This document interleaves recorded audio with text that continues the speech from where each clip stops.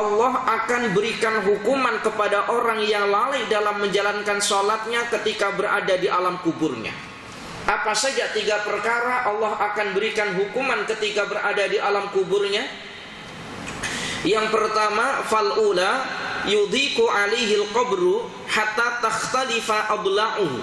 Yang pertama, akan disempitkan kuburnya sehingga apa? Sehingga hatta takhtalifa adla'uhu, sehingga tulang-tulangnya hancur dijepit oleh tanah. Jadi kuburnya akan menyempit, atau jasadnya akan dihimpit oleh sisi kanan dan sisi kubur, sehingga apa? Sehingga tulang-tulangnya akan hancur. Wa na'udzubillah ya Allah.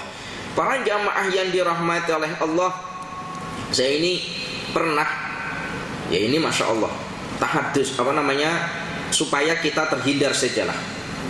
Saya ini pernah menjumpa ada orang meninggal dunia, kemudian diukur. Jadi panjangnya orang yang meninggal ini kan biasa, kalau ada orang yang biasa gali kubur itu kan diukur panjangnya berapa, disesuaikan dengan tanah yang hendak digali. Itu sudah diukur, kemudian digalilah tanah, kemudian mayat siap untuk dimasukkan dalam tanah, ternyata tak muat. Padahal sudah diukur. Kemudian dipanjangkan lagi, itu panjangnya, dipanjangkan lagi. Ternyata selepas dipanjangkan, ternyata mayat ini pun juga tak boleh masuk. Maknanya bumi saja menolak daripada mayatnya. Ya wallahu a'lam, dia ini melakukan perbuatan maksiat apa di dunia, tapi banyak saksi mata yang menyaksikan yang demikian ini. Sampai macam mana? Sampai kemudian itu dipaksa. Jadi kalau seumpama mayat itu macam nih ya semua. Itu kalau semisal digini kan tidak boleh. Jadi dipaksa masuk. Jadi kayak macam menekuk. Apa biasanya? Menekuk. Bengkok. Jadi kayak macam dibengkokkan kayak gitu. Wa na'udzubillah ya Allah. Para jamaah yang dirahmati oleh Allah. Ini begini para jamaah. Ada satu keterangan. Ini mungkin ada orang yang biasa angkat jenazah. Ada satu keterangan termasuk tanda-tanda orang yang mati, yang matinya dalam keadaan husnul khotimah. Itu setelah mati.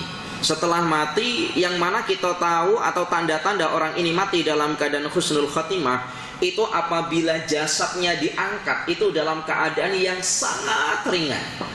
Jadi kalau angkat keranda, sini keranda ya. Kalau di sini ya dibawa van. Jadi kerandanya atau jasanya dibawa van, sebab kuburnya jauh. Tapi kalau orang-orang dulu itu ya biasa dari masjid atau dari rumahnya itu dibawa pakai keranda macam tuh sampai ke tempat kubur. Itu tandanya macam mana? Kalau ringan itu tanda kalau orang ini mati dalam keadaan soleh. Mati atau orang ini adalah orang soleh. Para jamaah yang dirahmati oleh Allah.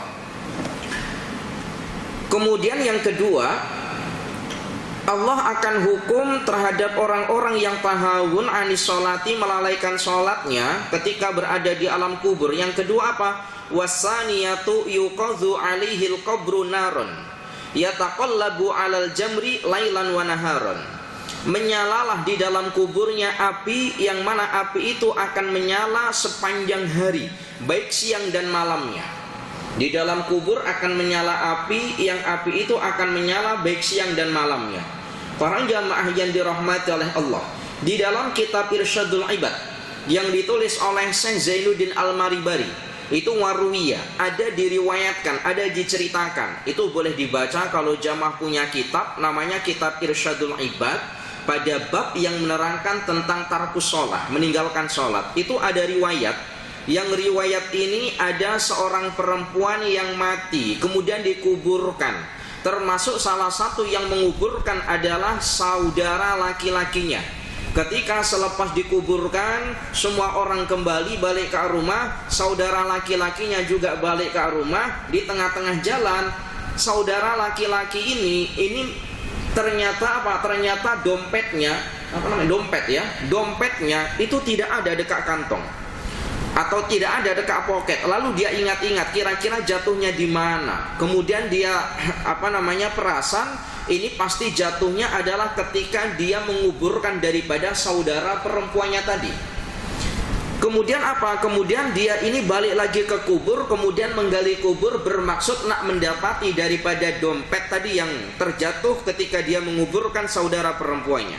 Ketika tanah digali ternyata apa? Nampak panas. Digali lagi lebih dalam, lebih panas lagi. Dalam lagi, lebih panas lagi.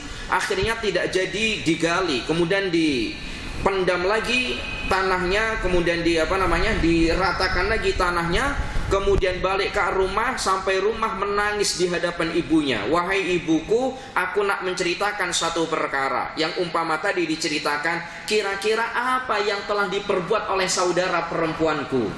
Ibunya menangis, wahai anak laki-lakiku, ibu nak bercerita kepada engkau bahwa saudara perempuanmu ini dulu ketika masa hidupnya seringkali meremehkan atau seringkali melalaikan ibadah sholatnya. Itu boleh dibaca riwayatnya dalam kitab Irsyadul Ibad.